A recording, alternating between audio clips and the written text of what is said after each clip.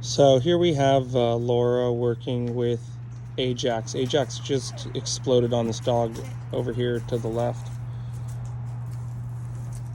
And rather than leave, we are here working with him around this distraction.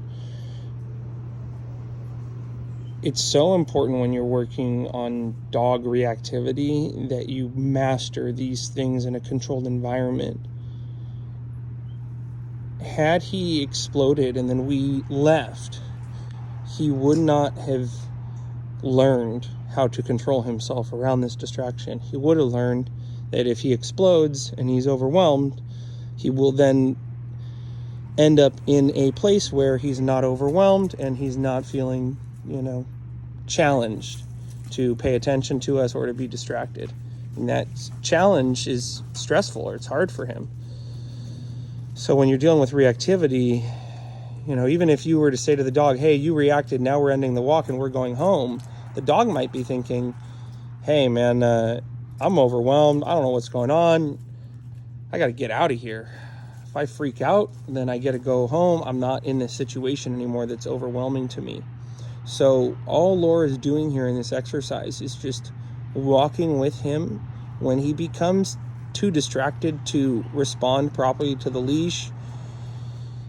She stops. She puts him into a sit by applying upward pressure on the leash. In this case, he has on the Sidekick made by Heather's Heroes. And that's all. She just stops. She's purposefully not talking to him, touching him, or excessively tugging on the leash, because all of those things he actually might be associating with the behavior that he used to do a lot, which is being reactive. You could see him checking in with her. We're not using food at this time.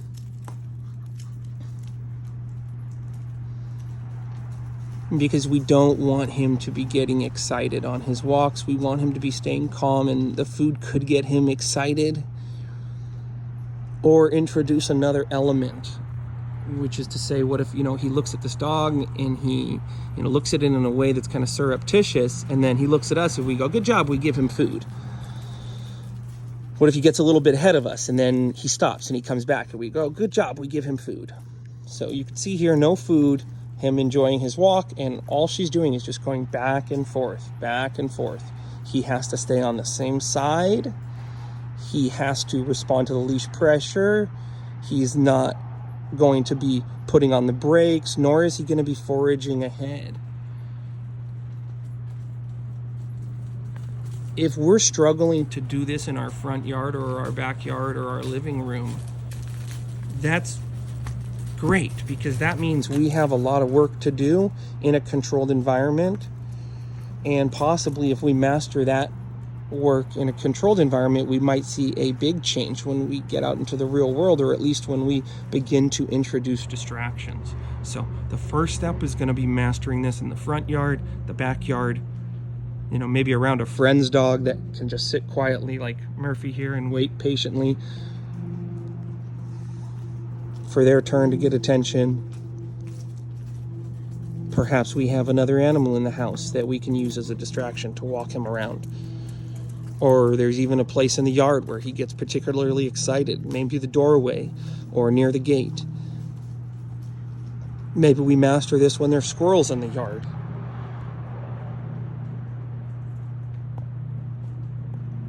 Dogs like this, so much of the reactivity is simply managing arousal.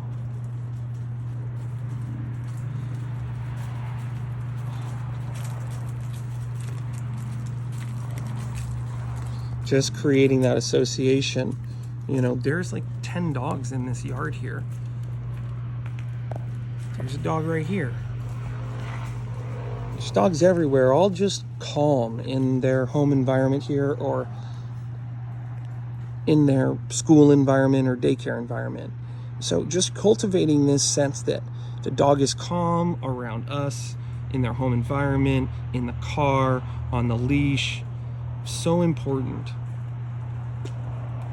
And so much of that begins with having the leash on in the home environment, so we can guide the dog into a calm headspace And we can ensure that they're going to succeed if we ask them to settle or we ask them to go to their bed. We can be sure they're going to succeed because we have a leash on them and we can guide them effectively.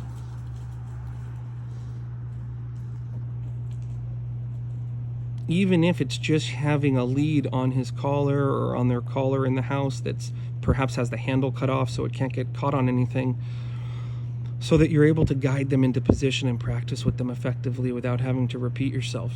Just that alone is such a big thing. You can see him now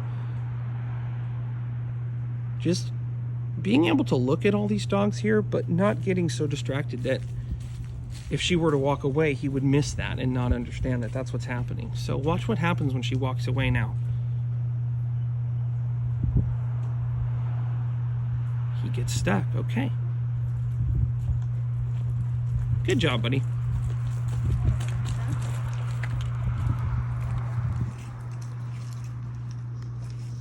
But we want to have these things happen when it's a controlled environment.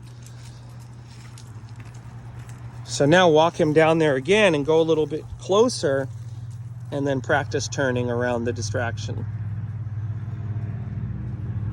Folks, I understand it's boring a lot of the times to get just a little bit closer to a distraction, a little bit closer, a little bit closer.